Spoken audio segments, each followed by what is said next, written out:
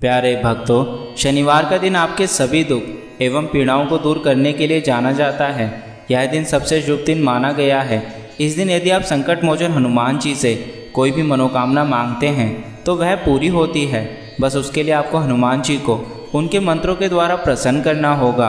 और आज हम आपको एक ऐसा ही मंत्र सुनाने वाले हैं जिसका यदि आप शनिवार के दिन जप करेंगे तो यह मंत्र आपके जीवन से सभी प्रकार के दुखों को हमेशा के लिए समाप्त कर देगा। इस मंत्र की शक्ति इतनी प्रबल है कि आपके घर में स्वयं धन का भंडार भरने लगेगा। किसी भी प्रकार की नकारात्मक ऊर्जा आपके घर में प्रवेश नहीं कर पाएगी। यदि कोई शत्रु आपके जीवन में कुछ भी बुरा करने का षड्यंत्र कर रहा है तो वह कभी भी अपने मकसद में कामयाब नहीं हो पाएगा। बस आपको इस मंत्र को आज अपने घर में 108 बार जाप करना है। याद रखना, यह मंत्र आप जहाँ कहीं भी जप करेंगे वहाँ इस मंत्र का असर दिखने लगेगा, चाहे वह आपका घर हो, दुकान हो या फिर आपका ऑफिस हो। और यदि किसी कारण से आप इस मंत्र को जप नहीं कर सकते तो इस मंत्र को पूर्ण श्रद्धा के साथ सुने। ऐसा करने से भी आप पर हनुमान जी की कृपा होगी। तो चलिए इस मंत्र की शुरुआत करते हैं। अज्ञानतिमिरान्धस्य ज्ञानाञ्जनशलाकया चक्षुरुन्मीलितं येन तस्मै श्रीगुरुवे नमः। अज्ञानतिमिरान्धस्य ज्ञानाञ्जनशलाकया चक्षुरुन्मीलितं येन तस्मै श्रीगुरुवे नमः। अज्ञानतिमिरान्धस्य ज्ञानाञ्जनशलाकया चक्षुरुन्मीलितं येन तस्मै श्रीगुरुवे नमः। अज्ञानतिमिरान्धस्य ज्ञानाञ्जनशलाकया चक्षुरुन्मीलितं येन तस्मै श्रीगुरुवे नमः। अज्ञानतिमिरान्धस्य ज्ञानाञ्जनशलाकया चक्षुरुन्मीलितं येन तस्मै श्रीगुरुवे नमः। अज्ञानतिमिरान्धस्य ज्ञानाञ्जनशलाकया चक्षुरुन्मीलितं येन तस्मै श्रीगुरुवे नमः। अज्ञानतिमिरान्धस्य ज्ञानाञ्जनशलाकया चक्षुरुन्मीलितं येन तस्मै श्रीगुरुवे नमः। अज्ञानतिमिरान्धस्य ज्ञानाञ्जनशलाकया चक्षुरुन्मीलितं येन तस्मै श्रीगुरुवे नमः। अज्ञानतिमिरान्धस्य ज्ञानाञ्जनशलाकया चक्षुरुन्मीलितं येन तस्मै श्रीगुरुवे नमः। अज्ञानतिमिरान्धस्य ज्ञानाञ्जनशलाकया चक्षुरुन्मीलितं येन तस्मै श्रीगुरुवे नमः। अज्ञानतिमिरान्धस्य ज्ञानाञ्जनशलाकया चक्षुरुन्मीलितं येन तस्मै श्रीगुरुवे नमः। अज्ञानतिमिरान्धस्य ज्ञानाञ्जनशलाकया ज्ञानाञ्जनशलाकया चक्षुरुन्मीलितं येन तस्मै श्रीगुरुवे नमः। अज्ञानतिमिरान्धस्य ज्ञानाञ्जनशलाकया चक्षुरुन्मीलितं येन तस्मै श्रीगुरुवे नमः। अज्ञानतिमिरान्धस्य ज्ञानाञ्जनशलाकया चक्षुरुन्मीलितं येन तस्मै श्रीगुरुवे नमः। अज्ञानतिमिरान्धस्य ज्ञानाञ्जनशलाकया चक्षुरुन्मीलितं येन तस्मै श्रीगुरुवे नमः।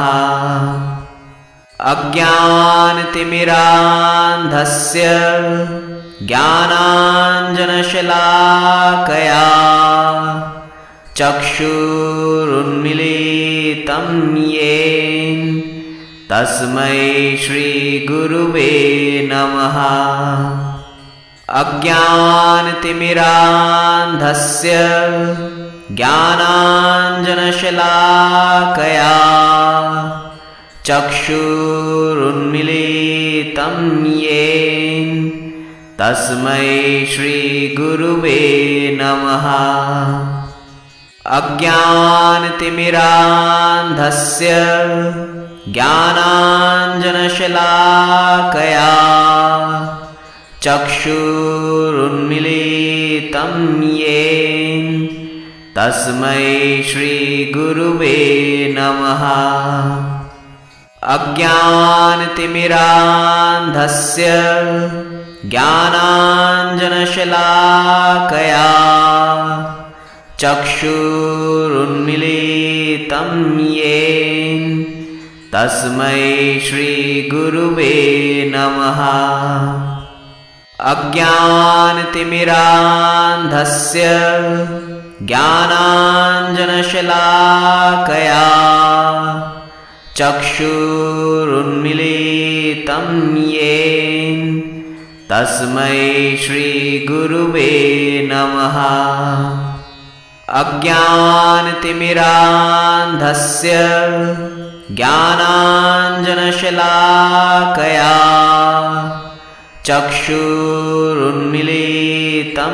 येन तस्मै श्रीगुरुवे नमः। अज्ञानतिमिरान्धस्य ज्ञानाञ्जनशलाकया चक्षुरुन्मीलितं येन तस्मै श्रीगुरुवे नमः। अज्ञानतिमिरान्धस्य ज्ञानाञ्जनशलाकया चक्षुरुन्मीलितं येन तस्मै श्रीगुरुवे नमः।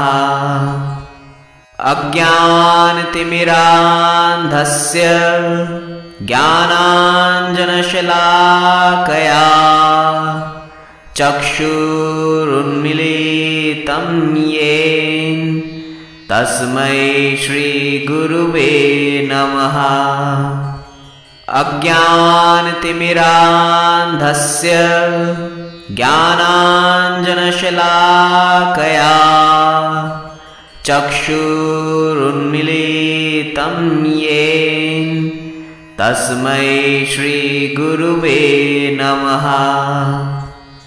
अज्ञानतिमिरान्धस्य ज्ञानाञ्जनशलाकया चक्षुरुन्मीलितं येन तस्मै श्रीगुरुवे नमः। अज्ञानतिमिरान्धस्य ज्ञानाञ्जनशलाकया चक्षुरुन्मीलितं येन तस्मै श्रीगुरुवे नमः। अज्ञानतिमिरान्धस्य ज्ञानाञ्जनशलाकया चक्षुरुन्मीलितं येन तस्मै श्रीगुरुवे नमः। अज्ञानतिमिरान्धस्य ज्ञानाञ्जनशलाकया चक्षुरुन्मीलितं येन तस्मै श्रीगुरुवे नमः। अज्ञानतिमिरान्धस्य ज्ञानाञ्जनशलाकया चक्षुरुन्मीलितं येन तस्मै श्रीगुरुवे नमः। अज्ञानतिमिरान्धस्य ज्ञानाञ्जनशलाकया चक्षुरुन्मीलितं येन तस्मै श्रीगुरुवे नमः। अज्ञानतिमिरान्धस्य ज्ञानाञ्जनशलाकया चक्षुरुन्मीलितं येन तस्मै श्रीगुरुवे नमः। अज्ञानतिमिरान्धस्य ज्ञानाञ्जनशलाकया चक्षुरुन्मीलितं येन तस्मै श्रीगुरुवे नमः। अज्ञानतिमिरान्धस्य ज्ञानाञ्जनशलाकया चक्षुरुन्मीलितं येन तस्मै श्रीगुरुवे नमः। अज्ञानतिमिरान्धस्य ज्ञानाञ्जनशलाकया चक्षुरुन्मीलितं येन तस्मै श्रीगुरुवे नमः। अज्ञानतिमिरान्धस्य ज्ञानाञ्जनशलाकया चक्षुरुन्मीलितं येन तस्मै श्रीगुरुवे नमः। अज्ञानतिमिरान्धस्य ज्ञानाञ्जनशलाकया चक्षुरुन्मीलितं येन तस्मै श्रीगुरुवे नमः। अज्ञानतिमिरान्धस्य ज्ञानाञ्जनशलाकया चक्षुरुन्मीलितं येन तस्मै श्रीगुरुवे नमः। अज्ञानतिमिरान्धस्य ज्ञानाञ्जनशलाकया चक्षुरुन्मीलितं येन तस्मै श्रीगुरुवे नमः। अज्ञानतिमिरान्धस्य ज्ञानाञ्जनशलाकया चक्षुरुन्मीलितं येन तस्मै श्रीगुरुवे नमः। अज्ञानतिमिरान्धस्य ज्ञानाञ्जनशलाकया चक्षुरुन्मीलितं येन तस्मै श्रीगुरुवे नमः। अज्ञानतिमिरान्धस्य ज्ञानाञ्जनशलाकया चक्षुरुन्मीलितं येन तस्मै श्रीगुरुवे नमः। अज्ञानतिमिरान्धस्य ज्ञानाञ्जनशलाकया चक्षुरुन्मीलितं येन तस्मै श्रीगुरुवे नमः। अज्ञानतिमिरान्धस्य ज्ञानाञ्जनशलाकया चक्षुरुन्मीलितं येन तस्मै श्रीगुरुवे नमः। अज्ञानतिमिरान्धस्य ज्ञानाञ्जनशलाकया चक्षुरुन्मीलितं येन तस्मै श्रीगुरुवे नमः। अज्ञानतिमिरान्धस्य ज्ञानाञ्जनशलाकया चक्षुरुन्मीलितं येन तस्मै श्रीगुरुवे नमः। अज्ञानतिमिरान्धस्य ज्ञानाञ्जनशलाकया चक्षुरुन्मीलितं येन तस्मै श्रीगुरुवे नमः। अज्ञानतिमिरान्धस्य ज्ञानाञ्जनशलाकया चक्षुरुन्मीलितं येन तस्मै श्रीगुरुवे नमः। अज्ञानतिमिरान्धस्य ज्ञानाञ्जनशलाकया चक्षुरुन्मीलितं येन तस्मै श्रीगुरुवे नमः। अज्ञानतिमिरान्धस्य ज्ञानाञ्जनशलाकया चक्षुरुन्मीलितं येन तस्मै श्रीगुरुवे नमः। अज्ञानतिमिरान्धस्य ज्ञानाञ्जनशलाकया चक्षुरुन्मीलितं येन तस्मै श्रीगुरुवे नमः।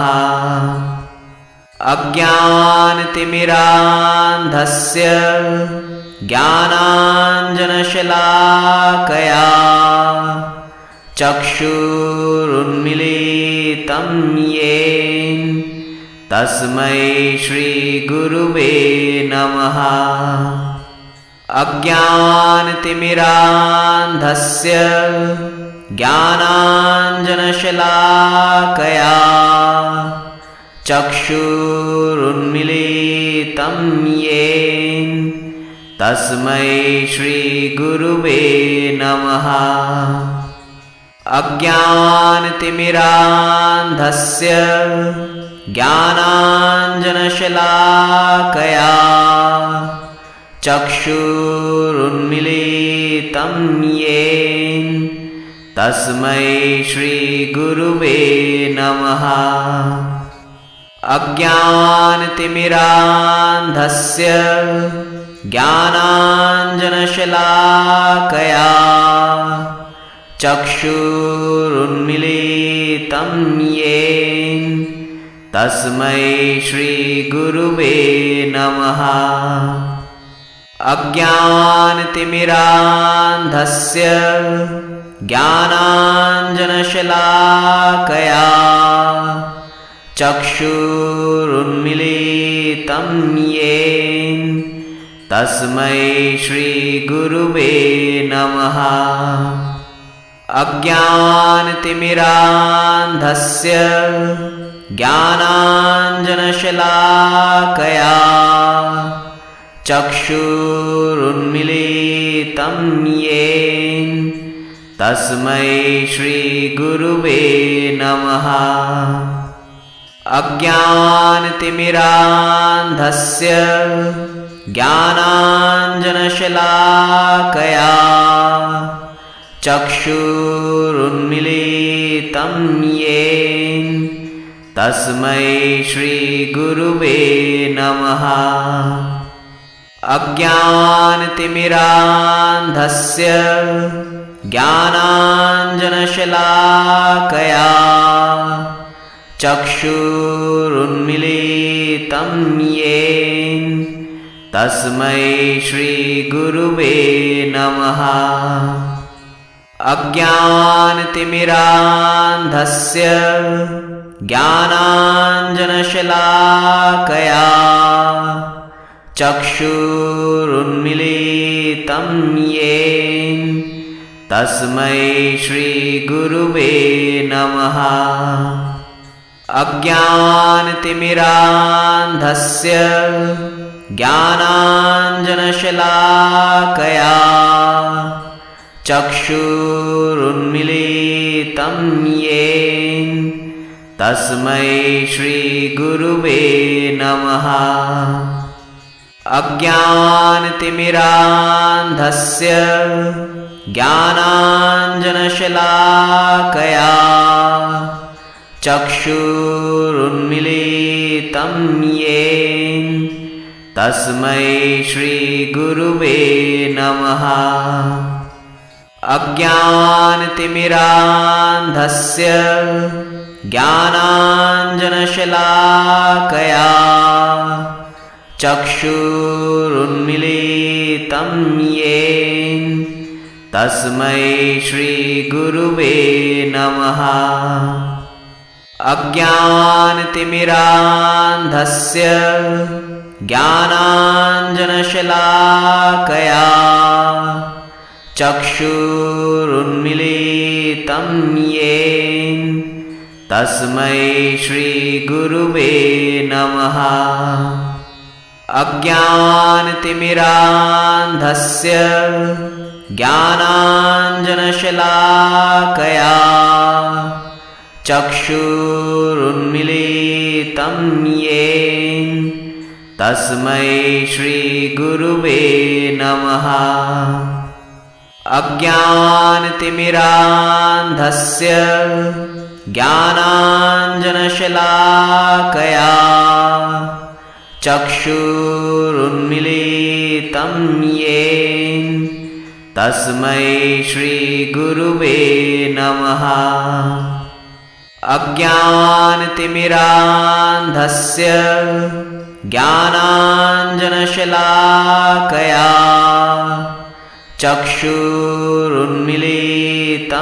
येन तस्मै श्रीगुरुवे नमः। अज्ञानतिमिरान्धस्य ज्ञानाञ्जनशलाकया चक्षुरुन्मीलितं येन तस्मै श्रीगुरुवे नमः। अज्ञानतिमिरान्धस्य ज्ञानाञ्जनशलाकया चक्षुरुन्मीलितं येन तस्मै श्रीगुरुवे नमः। अज्ञानतिमिरान्धस्य ज्ञानाञ्जनशलाकया चक्षुरुन्मीलितं येन तस्मै श्रीगुरुवे नमः। अज्ञानतिमिरान्धस्य ज्ञानाञ्जनशलाकया चक्षुरुन्मीलितं येन तस्मै श्रीगुरुवे नमः। अज्ञानतिमिरान्धस्य ज्ञानाञ्जनशलाकया चक्षुरुन्मीलितं येन तस्मै श्रीगुरुवे नमः। अज्ञानतिमिरान्धस्य ज्ञानाञ्जनशलाकया चक्षुरुन्मीलितं येन तस्मै श्रीगुरुवे नमः। अज्ञानतिमिरान्धस्य ज्ञानाञ्जनशलाकया चक्षुरुन्मीलितं येन तस्मै श्रीगुरुवे नमः। अज्ञानतिमिरान्धस्य ज्ञानाञ्जनशलाकया चक्षुरुन्मीलितं येन तस्मै श्रीगुरुवे नमः। अज्ञानतिमिरान्धस्य ज्ञानाञ्जनशलाकया चक्षुरुन्मीलितं येन तस्मै श्रीगुरुवे नमः। अज्ञानतिमिरान्धस्य ज्ञानाञ्जनशलाकया चक्षुरुन्मीलितं येन तस्मै श्रीगुरुवे नमः। अज्ञानतिमिरान्धस्य ज्ञानाञ्जनशलाकया चक्षुरुन्मीलितं येन तस्मै श्रीगुरुवे नमः। अज्ञानतिमिरान्धस्य ज्ञानाञ्जनशलाकया चक्षुरुन्मीलितं येन तस्मै श्रीगुरुवे नमः। अज्ञानतिमिरान्धस्य ज्ञानाञ्जनशलाकया चक्षुरुन्मीलितं येन तस्मै श्रीगुरुवे नमः। अज्ञानतिमिरान्धस्य ज्ञानाञ्जनशलाकया चक्षुरुन्मीलितं येन तस्मै श्रीगुरुवे नमः।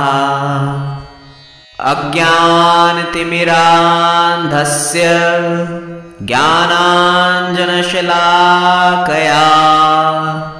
चक्षुरुन्मीलितं येन तस्मै श्रीगुरुवे नमः। अज्ञानतिमिरान्धस्य ज्ञानाञ्जनशलाकया चक्षुरुन्मीलितं येन तस्मै श्रीगुरुवे नमः। अज्ञानतिमिरान्धस्य ज्ञानाञ्जनशलाकया चक्षुरुन्मीलितं येन तस्मै श्रीगुरुवे नमः। अज्ञानतिमिरान्धस्य ज्ञानाञ्जनशलाकया चक्षुरुन्मीलितं येन तस्मै श्रीगुरुवे नमः। अज्ञानतिमिरान्धस्य ज्ञानाञ्जनशलाकया चक्षुरुन्मीलितं येन तस्मै श्रीगुरुवे नमः। अज्ञानतिमिरान्धस्य ज्ञानाञ्जनशलाकया चक्षुरुन्मीलितं येन तस्मै श्रीगुरुवे नमः। अज्ञानतिमिरान्धस्य ज्ञानाञ्जनशलाकया चक्षुरुन्मीलितं येन तस्मै श्रीगुरुवे नमः। अज्ञानतिमिरान्धस्य ज्ञानाञ्जनशलाकया चक्षुरुन्मीलितं येन तस्मै श्रीगुरुवे नमः। अज्ञानतिमिरान्धस्य ज्ञानाञ्जनशलाकया चक्षुरुन्मीलितं येन तस्मै श्रीगुरुवे नमः। अज्ञानतिमिरान्धस्य ज्ञानाञ्जनशलाकया चक्षुरुन्मीलितं येन तस्मै श्रीगुरुवे नमः। अज्ञानतिमिरान्धस्य ज्ञानाञ्जनशलाकया चक्षुरुन्मीलितं येन तस्मै श्रीगुरुवे नमः। अज्ञानतिमिरान्धस्य ज्ञानाञ्जनशलाकया चक्षुरुन्मीलितं येन तस्मै श्रीगुरुवे नमः। अज्ञानतिमिरान्धस्य ज्ञानाञ्जनशलाकया चक्षुरुन्मीलितं येन तस्मै श्रीगुरुवे नमः। अज्ञानतिमिरान्धस्य ज्ञानाञ्जनशलाकया चक्षुरुन्मीलितं येन तस्मै श्रीगुरुवे नमः। अज्ञानतिमिरान्धस्य ज्ञानाञ्जनशलाकया चक्षुरुन्मीलितं येन तस्मै श्रीगुरुवे नमः।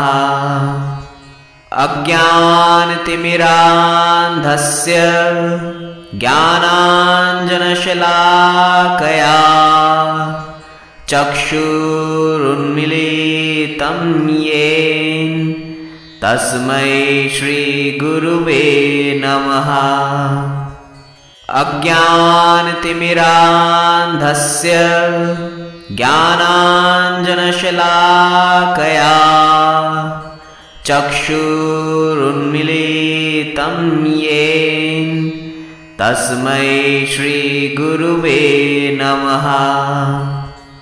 अज्ञानतिमिरान्धस्य ज्ञानाञ्जनशलाकया चक्षुरुन्मीलितं येन तस्मै श्रीगुरुवे नमः। अज्ञानतिमिरान्धस्य ज्ञानाञ्जनशलाकया चक्षुरुन्मीलितं येन तस्मै श्रीगुरुवे नमः। अज्ञानतिमिरान्धस्य ज्ञानाञ्जनशलाकया चक्षुरुन्मीलितं येन तस्मै श्रीगुरुवे नमः। अज्ञानतिमिरान्धस्य ज्ञानाञ्जनशलाकया चक्षुरुन्मीलितं येन तस्मै श्रीगुरुवे नमः। अज्ञानतिमिरान्धस्य ज्ञानाञ्जनशलाकया चक्षुरुन्मीलितं येन तस्मै श्रीगुरुवे नमः। अज्ञानतिमिरान्धस्य ज्ञानाञ्जनशलाकया चक्षुरुन्मीलितं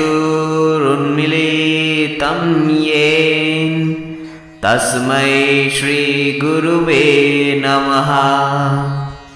अज्ञानतिमिरान्धस्य ज्ञानाञ्जनशलाकया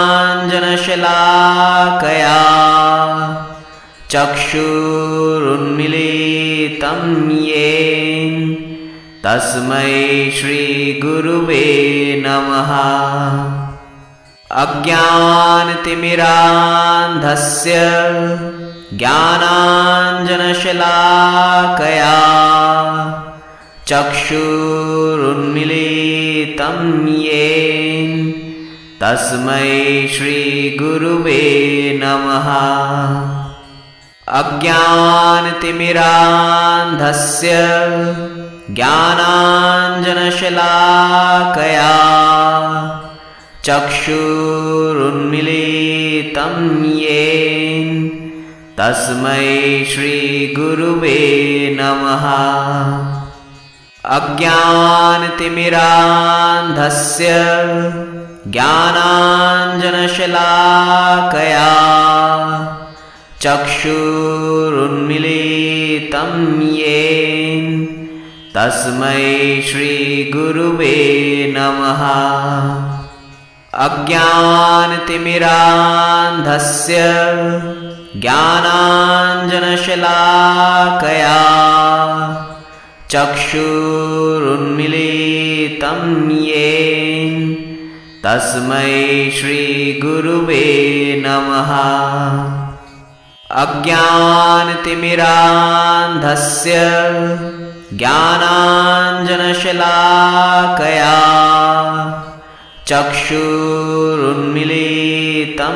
येन तस्मै श्रीगुरुवे नमः। अज्ञानतिमिरान्धस्य ज्ञानाञ्जनशलाकया चक्षुरुन्मीलितं येन तस्मै श्रीगुरुवे नमः। अज्ञानतिमिरान्धस्य ज्ञानाञ्जनशलाकया चक्षुरुन्मीलितं येन तस्मै श्रीगुरुवे नमः। अज्ञानतिमिरान्धस्य ज्ञानाञ्जनशलाकया चक्षुरुन्मीलितं येन तस्मै श्रीगुरुवे नमः। अज्ञानतिमिरान्धस्य ज्ञानाञ्जनशलाकया चक्षुरुन्मीलितं येन तस्मै श्रीगुरुवे नमः।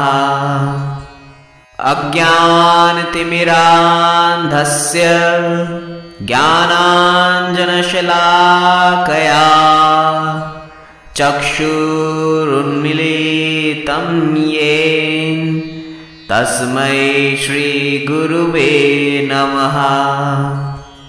अज्ञानतिमिरान्धस्य ज्ञानाञ्जनशलाकया चक्षुरुन्मीलितं येन तस्मै श्रीगुरुवे नमः। अज्ञानतिमिरान्धस्य ज्ञानाञ्जनशलाकया चक्षुरुन्मीलितं येन तस्मै श्रीगुरुवे नमः। अज्ञानतिमिरान्धस्य ज्ञानाञ्जनशलाकया चक्षुरुन्मीलितं येन तस्मै श्रीगुरुवे नमः।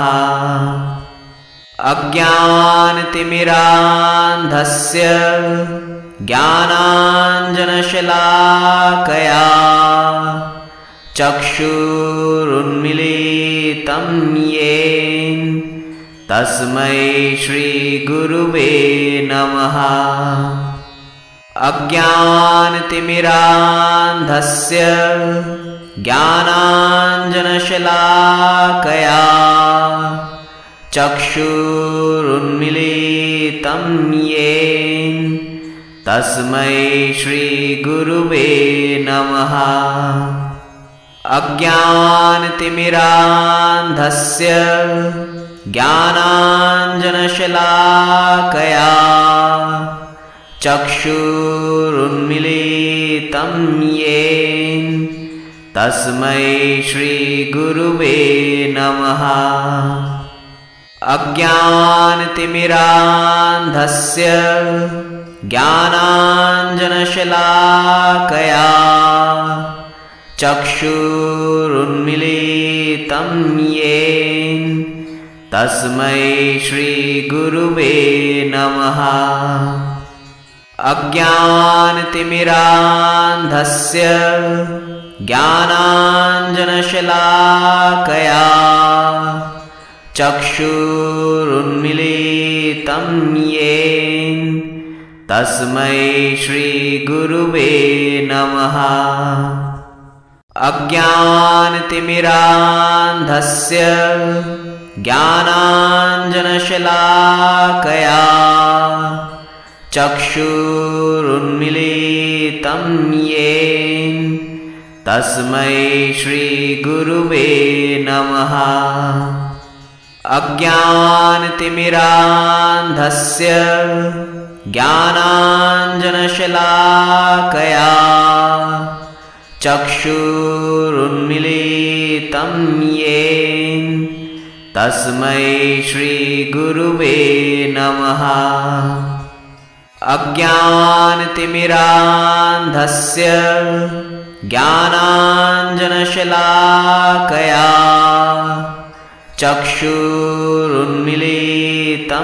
येन तस्मै श्रीगुरुवे नमः। अज्ञानतिमिरान्धस्य ज्ञानाञ्जनशलाकया चक्षुरुन्मीलितं येन तस्मै श्रीगुरुवे नमः।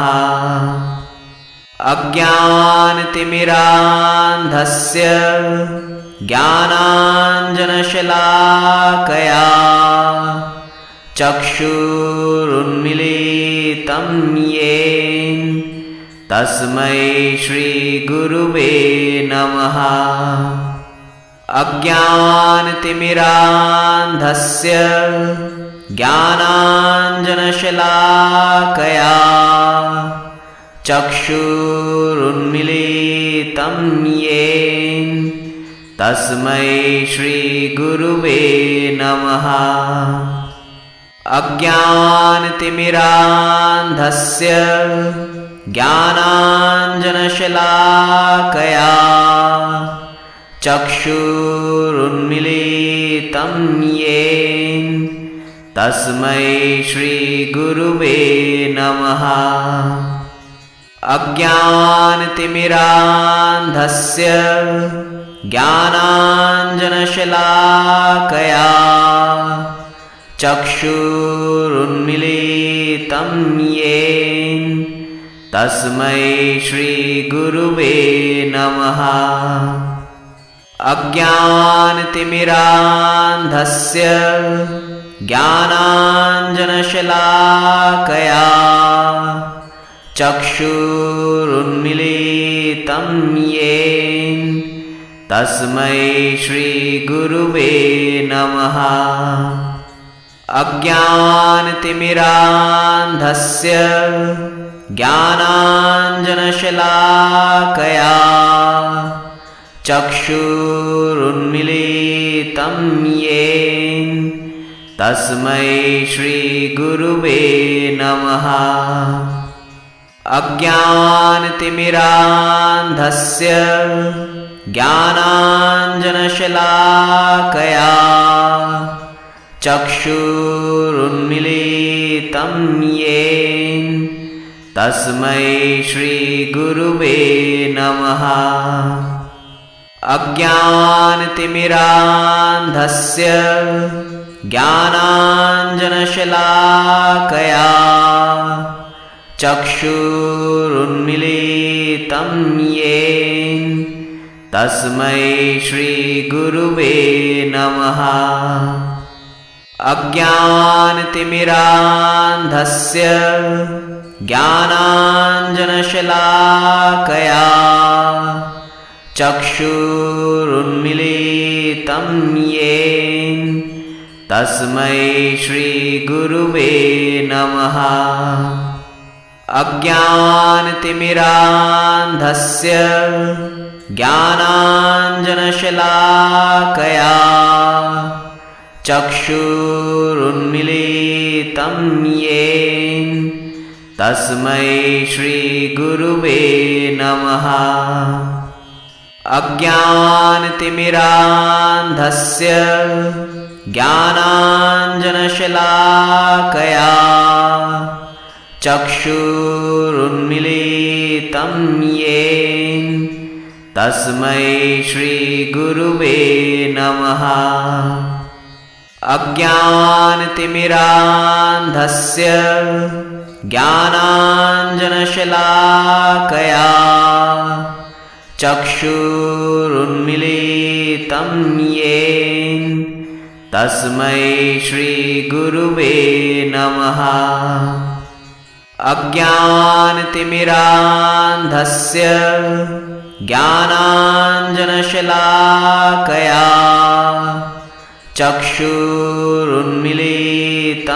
येन तस्मै श्रीगुरुवे नमः। अज्ञानतिमिरान्धस्य ज्ञानाञ्जनशलाकया चक्षुरुन्मीलितं येन तस्मै श्रीगुरुवे नमः। अज्ञानतिमिरान्धस्य ज्ञानाञ्जनशलाकया चक्षुरुन्मीलितं येन तस्मै श्रीगुरुवे नमः। अज्ञानतिमिरान्धस्य ज्ञानाञ्जनशलाकया चक्षुरुन्मीलितं येन तस्मै श्रीगुरुवे नमः। अज्ञानतिमिरान्धस्य ज्ञानाञ्जनशलाकया चक्षुरुन्मीलितं येन तस्मै श्रीगुरुवे नमः।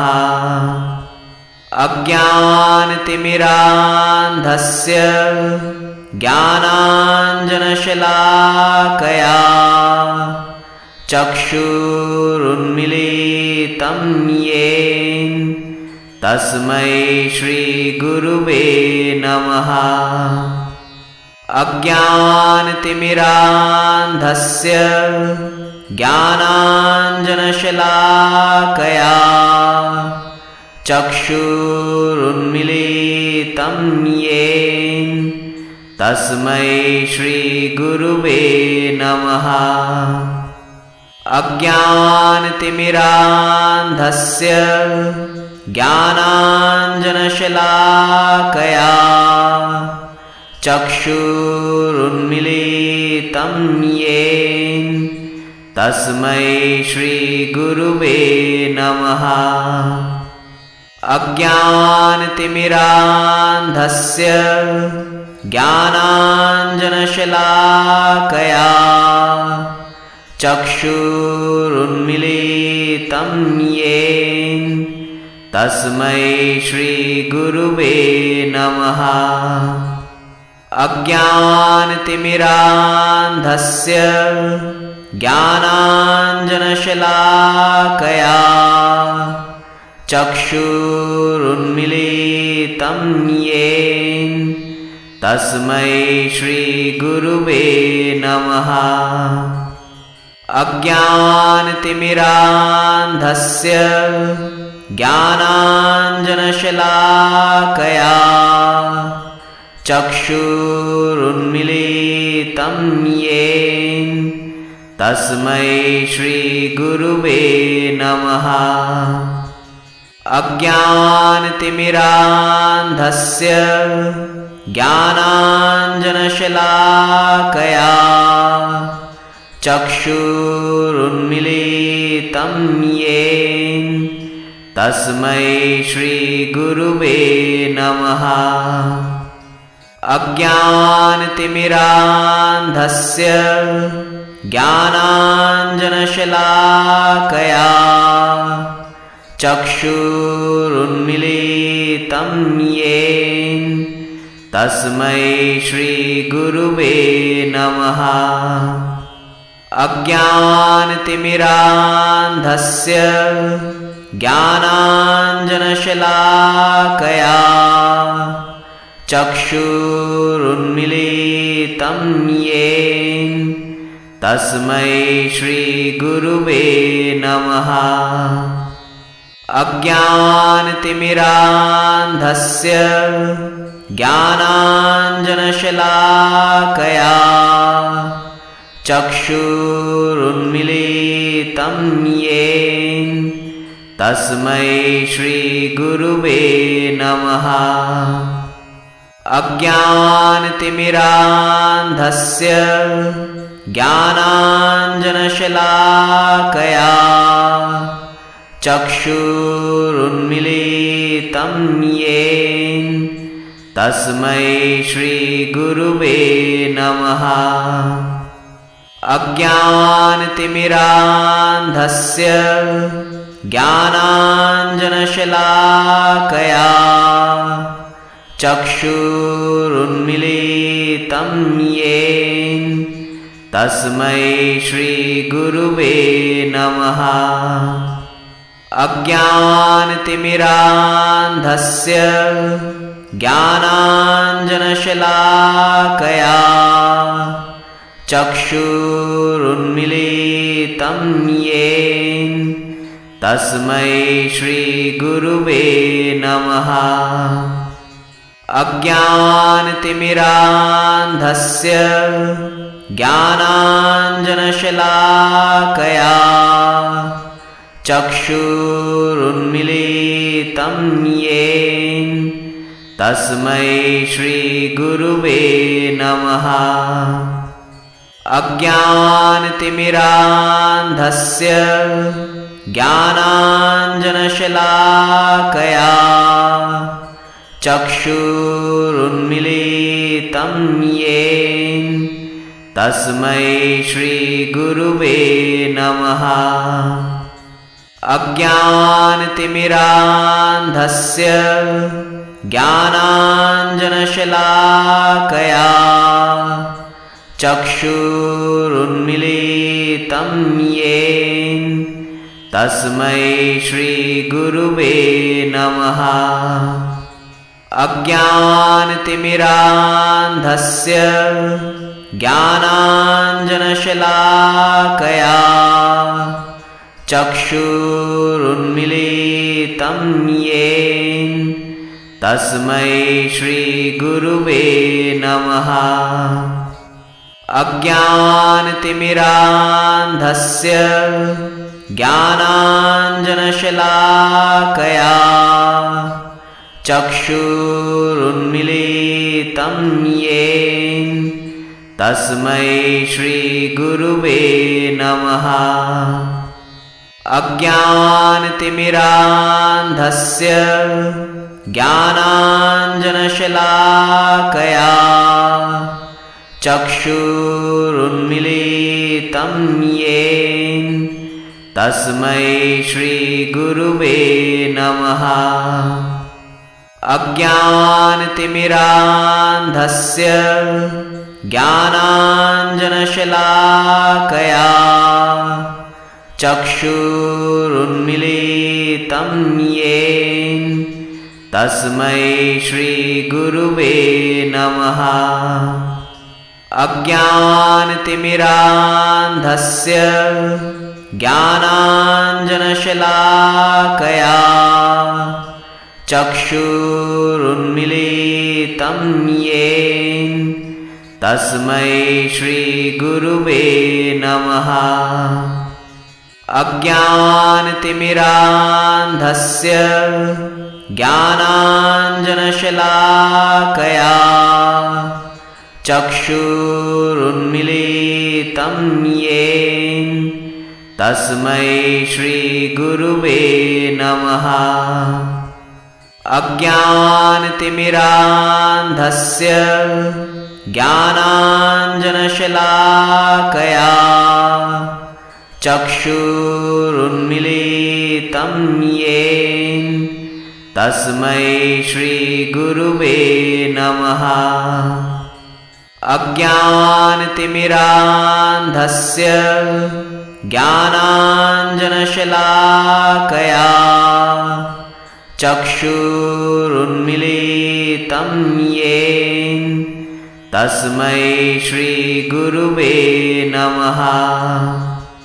अज्ञानतिमिरान्धस्य ज्ञानाञ्जनशलाकया चक्षुरुन्मीलितं